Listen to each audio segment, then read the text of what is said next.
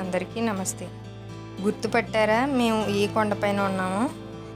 ఇంతకు ముందు వెళ్ళిన వాళ్ళైతే ఈజీగానే గుర్తుపడతారు. ఇది సింహాచలం కొండ అండి. సింహాద్రి అప్పన్న అని కూడా అంటాం కదా. సమ్మర్ హాలిడేస్ దాదాపు లాస్ట్కి వచ్చేసినాయి అన్న టైంలో మేము గుళ్ళకి బయలుదేరామండి. ప్రతి సమ్మర్కి ఏదైనా ట్రిప్ వేయాలని ఏం అనుకోము మేము.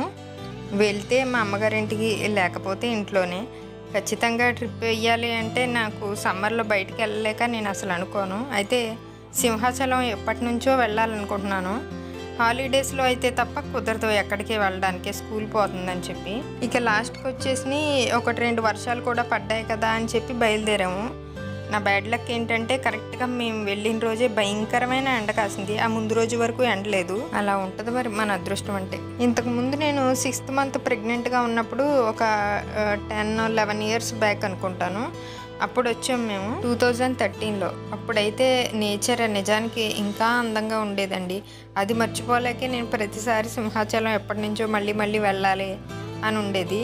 అయితే ఇప్పుడున్న పచ్చదనంతో, ప్రకృతి అందంతో పోలిస్తే అప్పటి అందానికి మాత్రం చాలా వరకు సరిపోలేదనే చెప్పుకోవాలి. ఎందుకంటే అప్పుడు చాలా అందంగా ఉండేదండి. రోడ్డు మీదకంటూ చెట్లు ఉండేవి. పైగా నేరేడు చెట్లు పళ్ళతో గుత్తులుగా వేలాడుతూ అసలు చిన్నపిల్లలు కూడా కోసుకునేలాగా ఉండేవి. చాలామంది అలా దిగి కోసుకున్న వాళ్ళు కూడా నేను చూశాను. ఇప్పుడు అలా దగ్గరగా ఒక చెట్టు కూడా లేదండి. అన్నీ కొంచెం దూరంగానే ఉన్నాయి. రోడ్లకి ఇరుప్రక్కల కూడా పెద్ద చెట్లను కొట్టేశారు. అప్పుడు ఉన్నట్టుగా చెట్లు లేకపోవడంతో నిజంగా నాకు చాలా నిరుత్సాహంగా అనిపించిందండి. దానికి తగ్గట్టు కనీసం ఉన్న పచ్చదనాన్నైనా మనస్ఫూర్తిగా ఆస్వాదిద్దాం అంటే ఈ భయంకరమైన ఎండలో కనీసం దాన్ని కూడా ప్రశాంతంగా అనుభవించలేకపోయాను. అది పక్కన పెడితే దైవ దర్శనం అని మనం వెళ్ళడం కోసం, మన సౌకర్యం కోసం దేవుడితో సమానమైన అదే ప్రకృతిని ఇలా నాశనం చేయడం ఎంతవరకు కరెక్ట్ అనేది నాకైతే అర్థం కావట్లేదండి. రోడ్డుకి దగ్గరగా కింద వరకు ఉన్న చెట్లను, చిన్న రాళ్లను తీసి రోడ్లు వెడల్పు చేయడం లాంటివి చేయడం వల్ల పైన ఉన్న రాళ్ళకి కింద సపోర్ట్ లేక అవి పడిపోవడం కూడా జరుగుతుంది. దానివల్ల ఇంకా నష్టమే, కానీ దీనివల్ల ఏం ఉపయోగం ఉంది?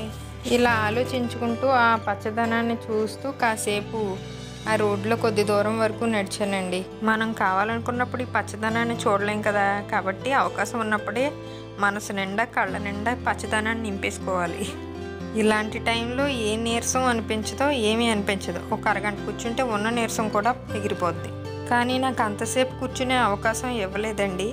సో నేను త్వరగానే బయలుదేరిపోయాం. అయితే దారిలో ఇంకొక 2 కొండలపైన దైవ దర్శనం, అలాగే వాటితో పాటు ప్రకృతి దర్శనం కూడా జరిగిపోయింది. దారిలో అనగానే మిగిలిన 2 కొండలు ఏంటో మీకు ఐడియా వచ్చే ఉంటుంది తెలిసిన వాళ్ళకి. వీడియో చివరి వరకు చూసి ఆ 2 కొండలు ఏంటో మీకు తెలిస్తే తప్పకుండా కామెంట్ చేయండి. నా మాటలు ఇంతటితో ముగిస్తున్నాను. మీకు వీడియో చివరి వరకు చూసి నచ్చితే మాత్రం ఒక లైక్ చేయడం మర్చిపోకండి.